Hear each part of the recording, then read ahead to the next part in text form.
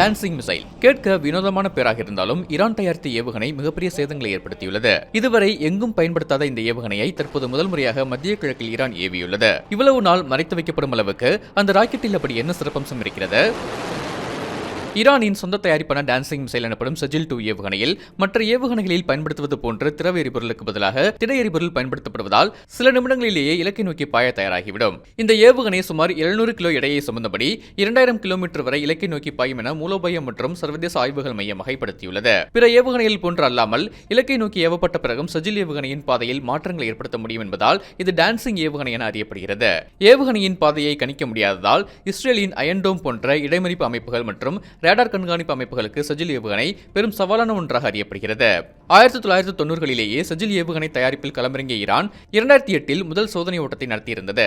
அடுத்த ஆண்டுகளில் பல கூடுதல் சோதனைகள் நடத்தப்பட்டன. அவற்றில் ஒன்று கிட்டத்தட்ட 1900 கிலோமீட்டர் பறந்ததாக கூறப்படுகிறது. சஜில் அமைப்பை அடிப்படையாக கொண்டு பல வகையான ஏவுகணைகளை ஈரான் உருவாக்கியதாகவும் நம்பப்படுகிறது.